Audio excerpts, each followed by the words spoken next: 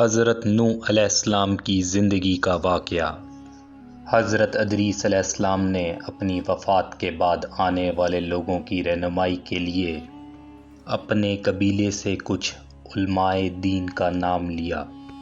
انہوں نے جزیرہ نما عرب کے اندر مختلف علاقوں میں لوگوں کی مدد کرنے اور انہیں زندگی گزارنے کا صحیح طریقہ دکھانے کی پوری کوشش کی۔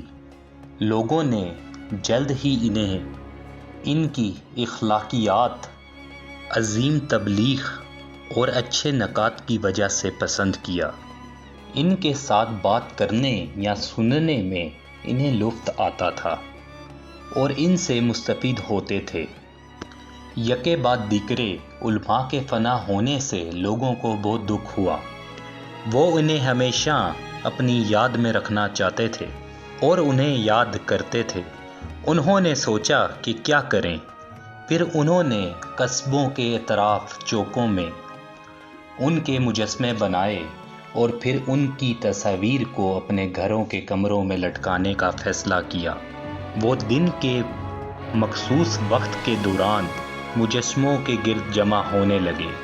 واد، سوا، یحوس، یعوق اور نصر کے نام سے مشہور علماء کے الفاظ اور نصیحتیں شیئر کرتے۔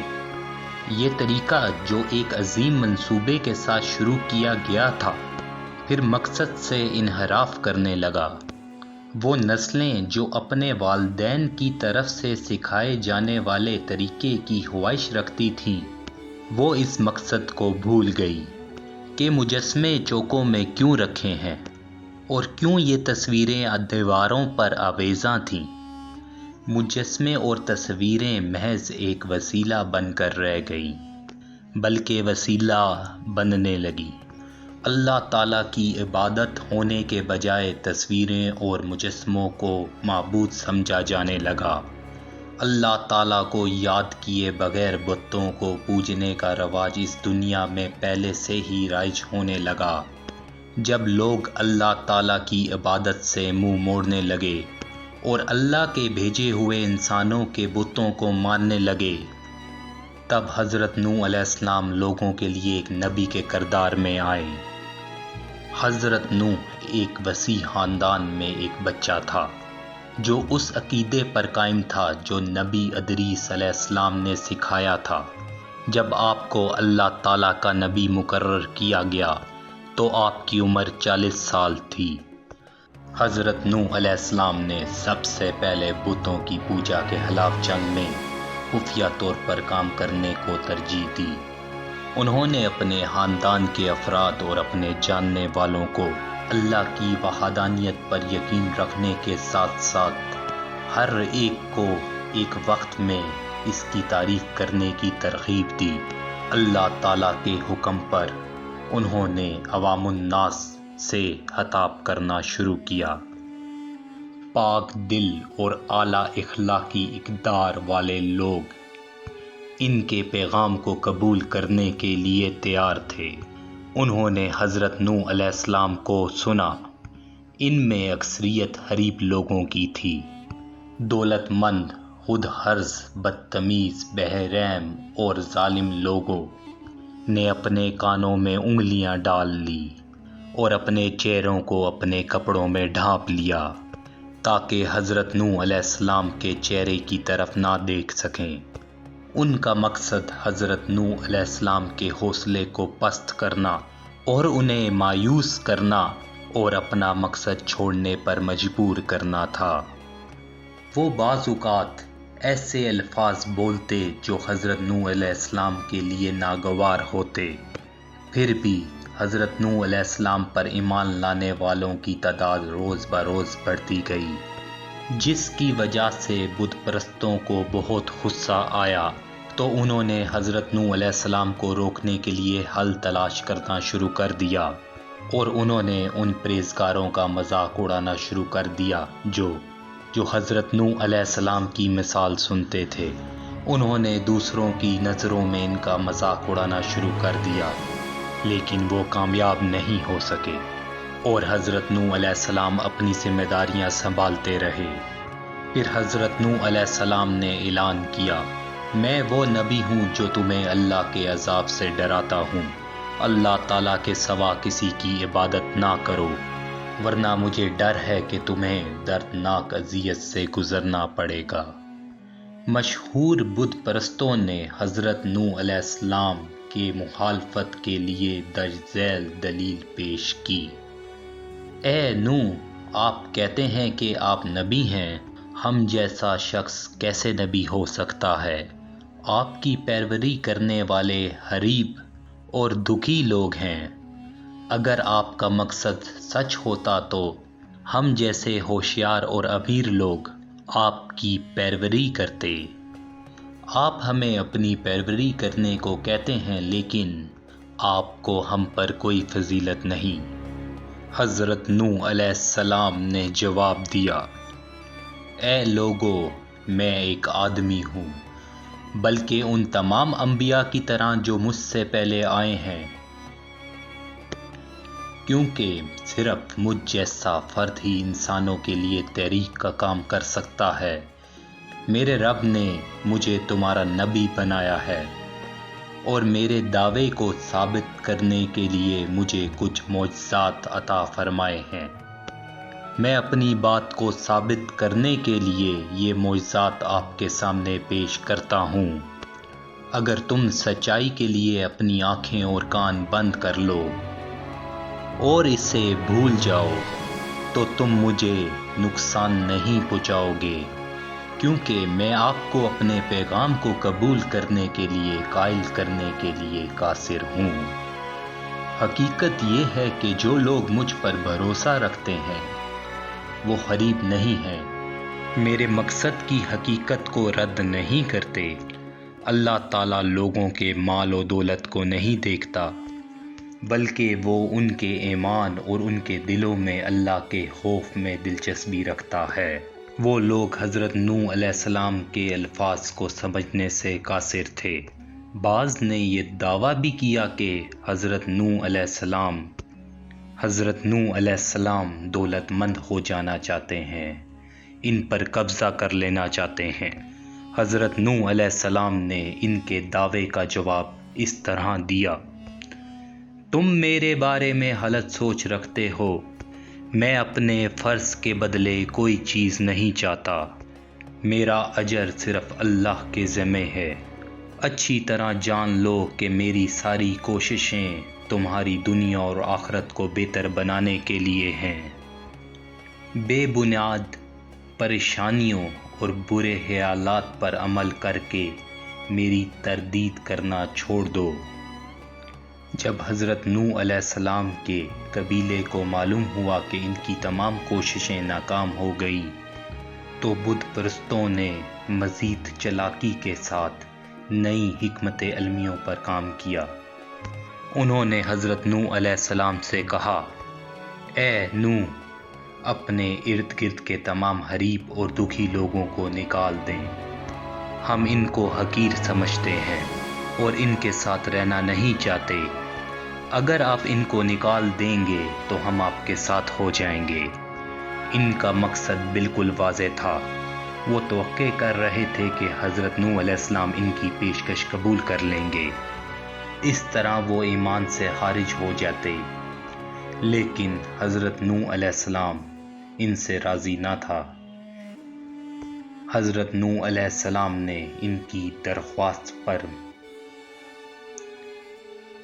ایسا رد عمل ظاہر کیا کہ میں ان لوگوں جو اللہ اور آخرت پر ایمان رکھتے ہیں، ان کو اس علاقے سے کہیں اور نہیں بھیجوں گا۔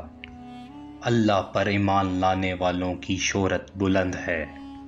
اللہ تعالیٰ نے ان کے لیے جنت میں بہت سی نعمتیں تیار کر رکھی ہیں، تم ان نعمتوں کی دولت سے بے خبر ہو جو آخرت میں مومنوں کے لیے منتظر ہیں۔ یہ منصوبہ ناکام ہونے کی صورت میں بت پرست قبیلے کا ایک ہی مقصد تھا، عقیدے کی بنیاد پر جبر اور دباؤ کا استعمال۔ جب انہوں نے یہ طریقہ آزمایا تو اللہ تعالیٰ نے ان پر عذاب نازل کیا ان پر 40 سال تک بارش روک دی۔ اس دوران جانوروں اور ان کی مال و دولت کو تباہ کر دیا گیا۔ ان کے کھیت باغات تباہ ہو گئے۔ عورتیں بچے پیدا نہیں کر سکتی تھیں۔ آگے پیدا ہونے والی نسلیں رک گئی۔ لوگ مسائل کی زندگی گزارنے لگے۔ وہ حضرت نوح علیہ السلام کا مقابلہ کرنے سے قاصر تھے۔ تو پھر حضرت نوح علیہ السلام نے اپنے قبیلے کے ساتھ بات کرنے کا فیصلہ کیا۔ اے میرے قبیلے، یہ اللہ کا عذاب، بارش رک جانا، آپ کے گناہوں اور بت پرستی کی وجہ سے آیا ہے۔ آپ کے کھیت ہریالی اور جانور تباہ ہو چکے ہیں۔ عورتیں کمزور ہو رہی ہیں، بچے نہیں پیدا ہو رہے۔ تمہارا رب رحم کرنے والا ہے اور بخشنے والا ہے۔ اگر تم اس سے معافی مانگو تو وہ تم پر کثرت سے بارش برسائے گا۔ حضرت نوح علیہ السلام کی تقریر کے آخری الفاظ کچھ یوں تھے: اے میرے قبیلے، تم ایک دن دفن ہو کر مر جاؤ گے، پھر اللہ تعالیٰ آپ کو ایک بار پھر اٹھائے گا۔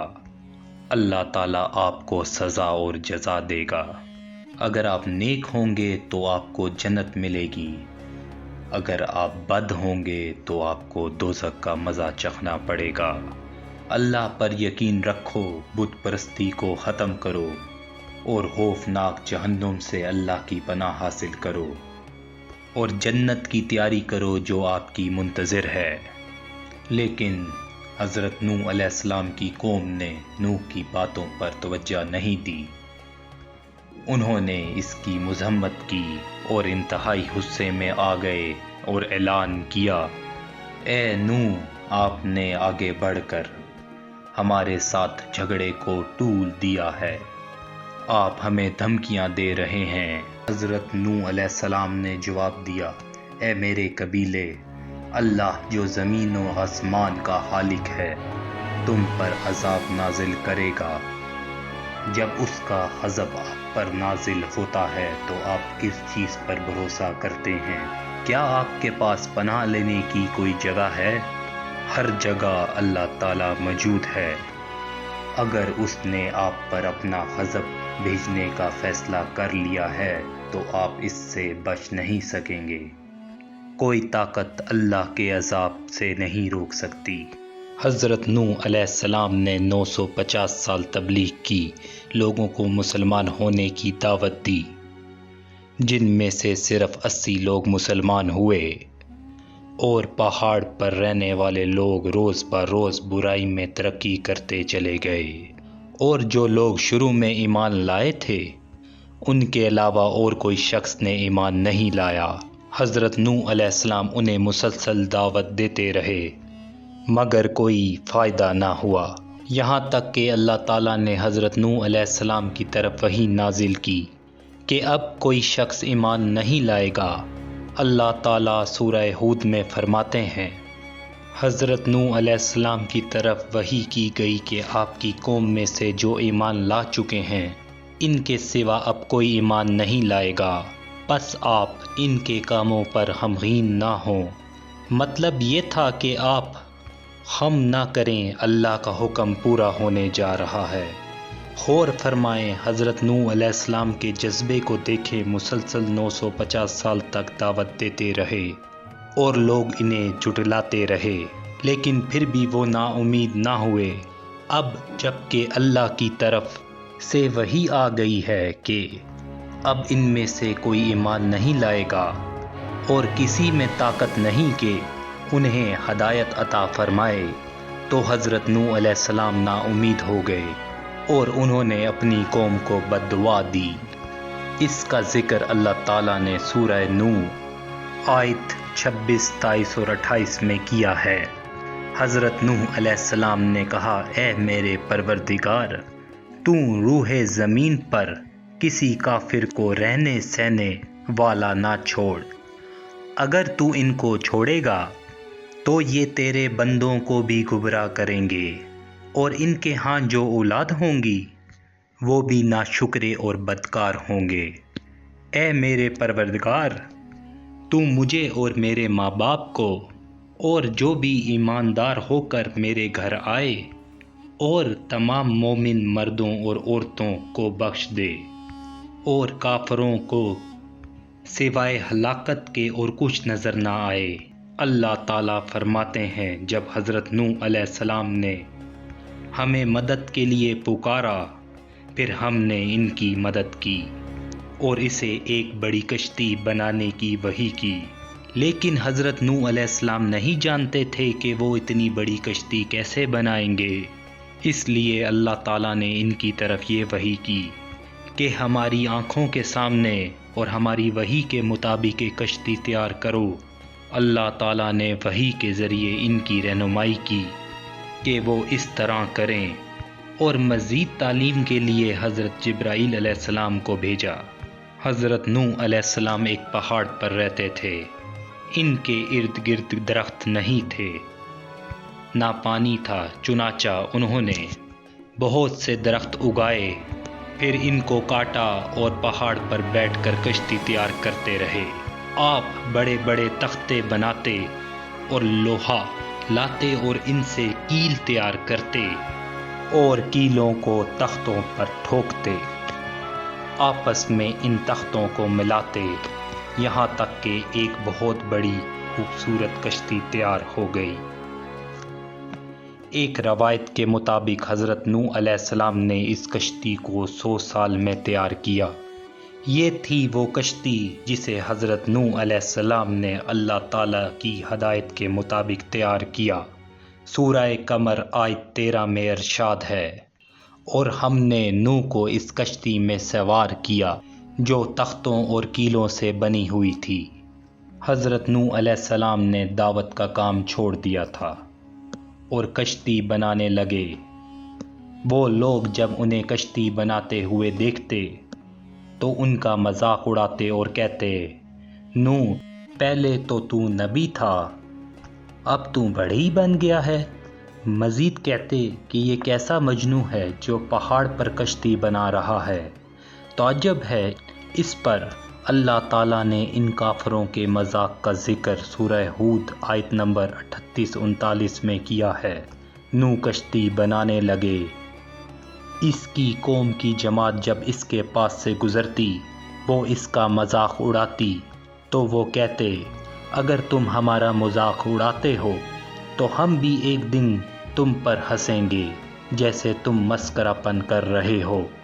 تمہیں بہت جلد معلوم ہو جائے گا کہ کس پر عذاب آتا ہے کہ جو اسے رسوا کرے اور اس پر ہمیشہ کا عذاب اترے۔ اس کشتی کا حلیہ ابن عباس رحمۃ اللہ علیہ سے ایک روایت میں آتا ہے۔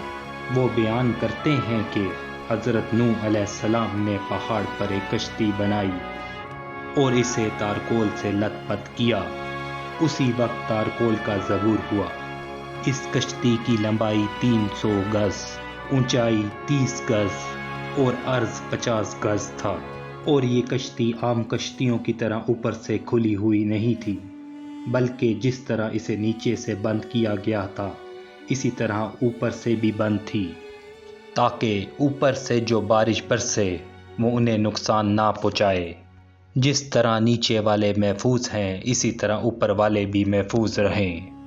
اس میں الگ الگ 3 درجے بنائے گئے تھے، ہر درجے میں ایک دروازہ تھا، اور یہ 3 دروازے اس طرح تھے کہ ہر دروازے کے اوپر ایک دروازہ تھا۔ یہ اس کشتی کا حلیہ تھا جس کے راوی ابن عباس رحمۃ اللہ علیہ ہیں۔ یہ کشتی آج بھی موجود ہے۔ اللہ تعالیٰ نے اس کشتی کو بطور عبرت اور نشانی رکھا ہے، جیسا کہ اللہ تعالیٰ فرماتے ہیں، اور بے شک ہم نے اس واقعے کو نشانی بنا کر باقی رکھا ہے، پس ہے کوئی نصیحت حاصل کرنے والا۔ اس صدی کے علماؤں کے ایک گروہ نے اس کشتی کو ترکی کے ایک پہاڑ پر ڈھونڈ لیا ہے، اب وہ 2 ٹکڑوں میں تقسیم ہو چکی ہے۔ اس کا حلیہ وہی تھا جو بیان ہوا ہے۔ اللہ تعالیٰ کا فرمان سچا ثابت ہو گیا کہ ہم نے اسے نشانی بنا کر باقی رکھا۔ اس کے بعد طوفان آیا۔ اللہ تعالیٰ نے حضرت نوح علیہ السلام کو اس طوفان کے ظہور کی ایک نشانی اور علامت بتائی تھی۔ حضرت نوح علیہ السلام کے گھر میں ایک تنور تھا۔ اللہ تعالیٰ نے فرمایا جب یہ تنور تیش مارنے لگے اور پانی ابلنے لگے تو سمجھ لینا کہ اللہ کا وعدہ آ گیا ہے۔ چنانچہ اس وقت مومنوں کو اور اپنے اہل و عیال اور زمین میں رہنے والے تمام جانوروں کو جوڑے جوڑے اس کشتی میں سوار کر لینا۔ تنور سے کیا مراد ہے؟ مفسرین میں اختلاف ہے کہ بعض کہتے ہیں کہ اس سے مراد ایک چشمہ ہے جو زمین سے نکلتا ہے، لیکن روایات کے مطابق اس سے مراد تنور ہے جس میں آگ جلا کر روٹیاں بنائی جاتی ہیں۔ یہ تنور حضرت نوح علیہ السلام کے گھر میں تھا اور اسے اللہ تعالیٰ نے طوفان کے آنے کی علامت بنایا اور فرمایا کہ جب یہ پھوٹ پڑے اس وقت ہر چیز کا جوڑا جوڑا کشتی میں سوار کر لینا۔ اللہ تعالیٰ سورہ ہود آیت نمبر 40 میں فرماتے ہیں، یہاں تک کہ ہمارا حکم آن پہنچا اور تنور ابلنے لگا، ہم نے کہا اس کشتی میں ہر قسم کے جوڑے سوار کر لیں اور اپنے گھر کے لوگوں کا بھی سوار کر لیں، ان کے جن پر پہلے سے بات پڑ چکی ہے، اور سب ایمان والوں کو بھی۔ ان کے ساتھ ایمان لانے والے بہت کم تھے۔ کشتی میں سوار ہونے والوں کی تعداد 80 بتائی جاتی ہے۔ چنانچہ جب تنور جوش مارنے لگا تو حضرت نوح علیہ السلام کشتی میں سوار ہو گئے۔ کشتی ان کی بستی میں دور پہاڑ پر تھی۔ اللہ تعالیٰ کی قدرت، تمام ہر قسم کے جانور بھی کشتی میں آ گئے۔ حضرت نوح علیہ السلام نے انہیں بھی سوار کر لیا۔ اللہ تعالیٰ سورہ قمر آیت 11-12 میں فرماتے ہیں، بس ہم نے آسمان کے دروازوں کو زور کی بارش سے کھول دیا اور زمین کے چشموں کو جاری کر دیا، بس اس کام پر پانی مقرر کیا گیا تھا، خوب جمع ہو گیا۔ آسمان سے نازل ہونے والا اور زمین سے نکلنے والا پانی کتنا تھا، اس کا اندازہ صرف اللہ ہی کو ہے۔ بہرحال اس زمین پہ رہنے والے انسان اور جانوروں کو اس پانی نے غرق کر دیا۔ اس بارے میں اللہ تعالیٰ فرماتے ہیں، حضرت نوح علیہ السلام نے اپنی قوم سے تنگ آ کر ہمارے حضور دعا کی، ہم تو ہیں ہی بہترین طور پر دعاؤں کو قبول کرنے والے۔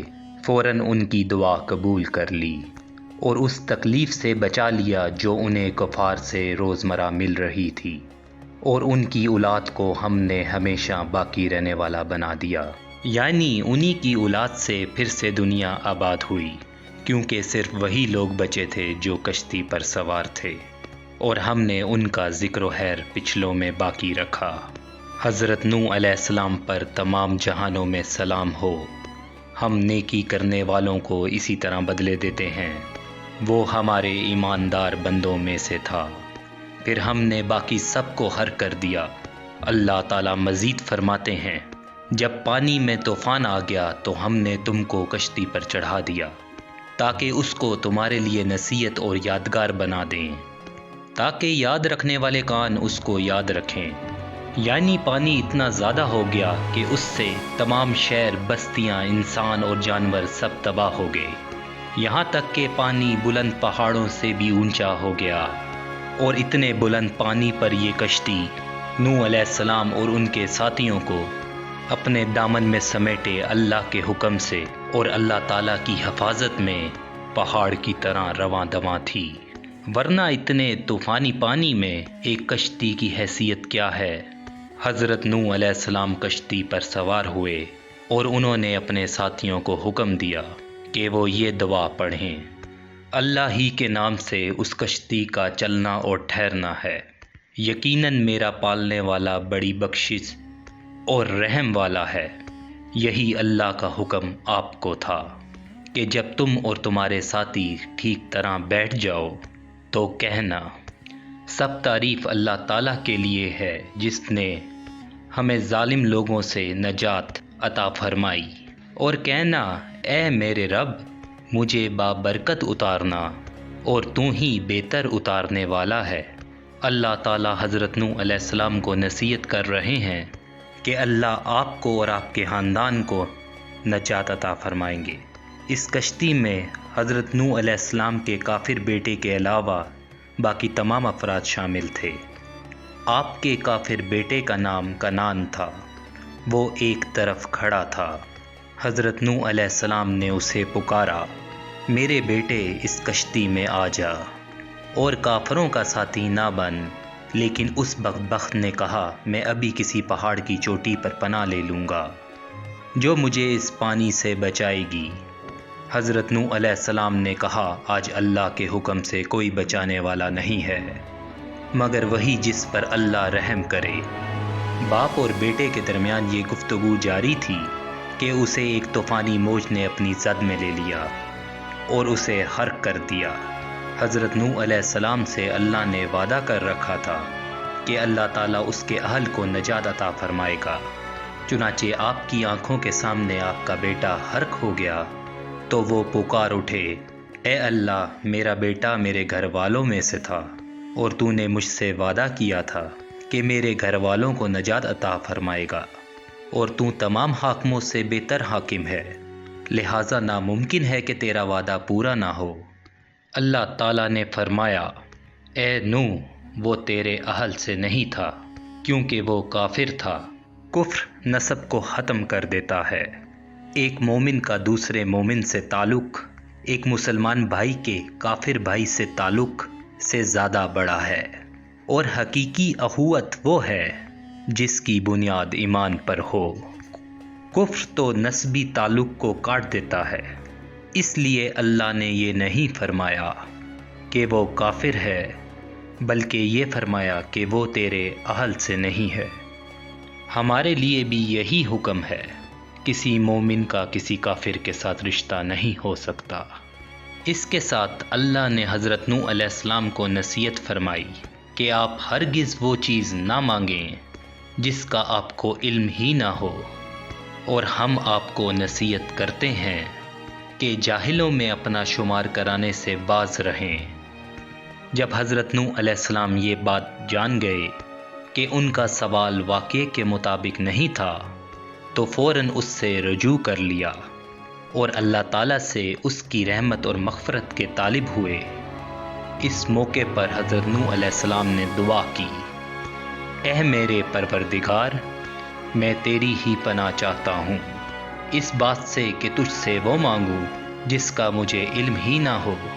اگر تو مجھے نہ بخشے گا اور تو مجھ پر رحم نہیں کرے گا تو میں خرابی والوں میں ہو جاؤں گا۔